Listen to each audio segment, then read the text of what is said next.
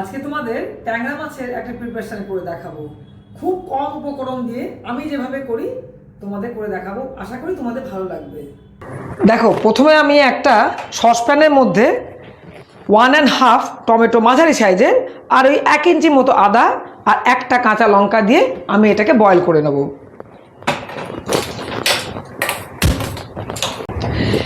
এই রান্নাটা তো পুরোপুরি সর্ষের তেলেই করতে হবে। এদিকে একটা বয়েল হচ্ছে হোক, দিয়ে আমি এপাশে একটা কড়াই বসিয়ে দেবো। এটাতে খানিকটা সর্ষের তেল দিয়ে দিলাম। সর্ষের তেলটা গরম হোক।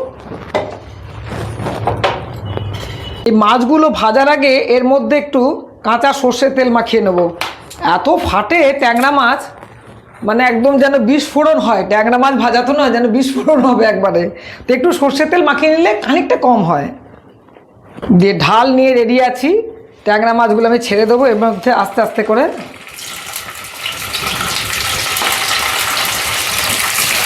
দিয়ে ঢাকা দিয়ে দেবো। এদিকে দেখো জলটা ভালো ফুটছে, সেদ্ধ হয়ে গেছে। এর জলটাকে কিন্তু আমি ফেলবো না, ঠান্ডা হোক খানিকক্ষণ। অফ করে দিই গ্যাসটা। একটু মাছগুলোকে আমি উল্টো করে দেবো।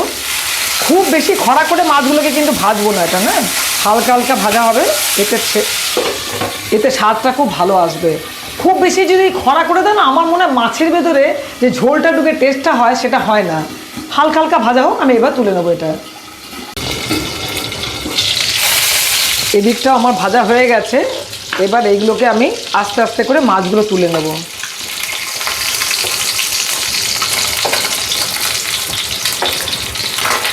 দেখো, এই টমেটো, আদা আর লঙ্কাটা সেদ্ধ হয়ে গেছে। টমেটো খোসাগুলোকে আমি ছাড়িয়ে নিয়েছি।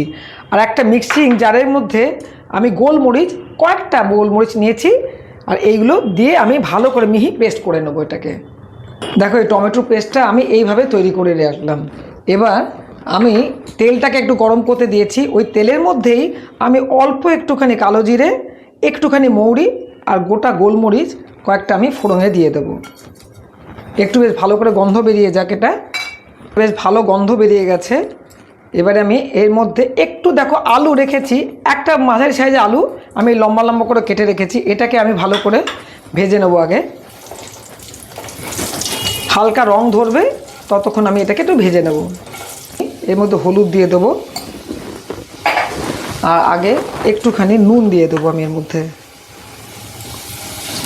দিয়ে আবারও আমি ভালো করে এটাকে একটু নাড়িয়ে নেব, হালকা রং ধরুক। আর দেখো, একটুখানি পেঁয়াজ কলি আমি লম্বা লম্বা করে কেটে রেখেছিলাম। ওই পেঁয়াজ কলিগুলো আমি এর মধ্যে দিয়ে দেবো। দিয়ে এবার এটাকে আমি নাড়তে থাকবো হালকা করে।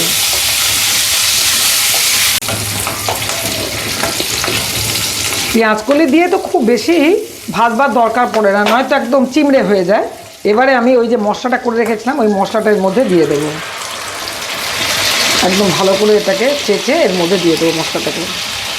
দিয়ে এটাকে দিয়েও আমি এবার ভালো করে এটার সঙ্গে একটু কষিয়ে নেবো খানিকক্ষণ।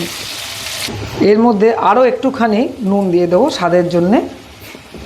দিয়ে আবার এটাকে একটু চিনিও দিতে হবে এটার মধ্যে, একটুখানি অল্প একটুখানি স্বাদের জন্য। চিনি বেশি দিতে হবে না, জাস্ট এইটুকু চিনি এর মধ্যে দিয়ে দেবো। দিয়ে আবার একটু এটার সঙ্গে মিশিয়ে নেবো ভালো করে। দেখো, এটা কষাতে কষাতে বেশ তেলটা ছেড়ে এসেছে। কিন্তু এই রান্নাটাতে কি জানো তো, একদম বেশি মশলা লাগে না, মানে জাস্ট এইটুকুই মশলাতে রান্নাটা হবে, কিন্তু এত অপূর্ব টেস্ট হয় না। তোমরা একবার হলেও বানিয়ে খেও, এটা দেখবে খুব সুন্দর খেতে লাগবে। এই যে টমেটোটা সেদ্ধ করে রেখেছিলাম জলটা, ওই জলটাকেও আমি প্রথমে এর মধ্যে দিয়ে দেবো। আরও খানিকটা জল কিন্তু এটার মধ্যে লাগবে আমার, এতটা কেন, আলুটা সেদ্ধ হবে। এবার মাছটা দেবো, মাছটাও তো সেদ্ধ হতে হবে। আরও একটুখানি জল দিয়ে দিলাম, একটু ফুটে উঠুক জলটা। এবারে একটু ঢাকা দিয়ে দিলাম। খানিকক্ষণ ঢাকা না দিলে কী বলো তো, সেদ্ধ হবে না। আলুটা সেদ্ধ হয়ে গেলে তারপরে আমি মাছটা দিয়ে দেবো। আলুটা খানিকক্ষণ সেদ্ধ হয়ে যাক।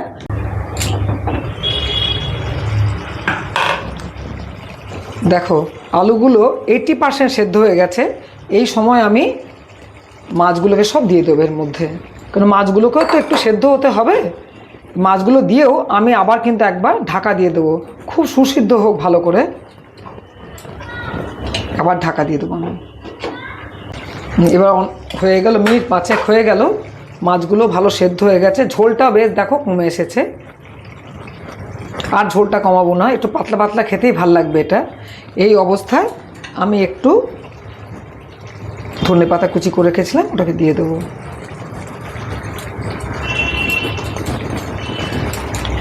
শীতকালে একটু ধনেপাতা পড়বে এইসব খাবারে, এত সুন্দর স্বাদ হবে না।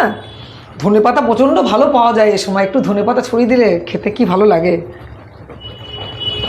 বেশ দেখো ঝোলটাও শুকিয়ে গেছে, আর শুকাবো না, এবার আমি গ্যাসটাকে অফ করে দেবো। দেখো পেঁয়াজ কলি দিয়ে ট্যাংরা মাছের ঝোল রেডি। খুব ভালো খেতে হয়, একদম অল্প মশলাতে তোমরা একবার বানিয়ে খেও।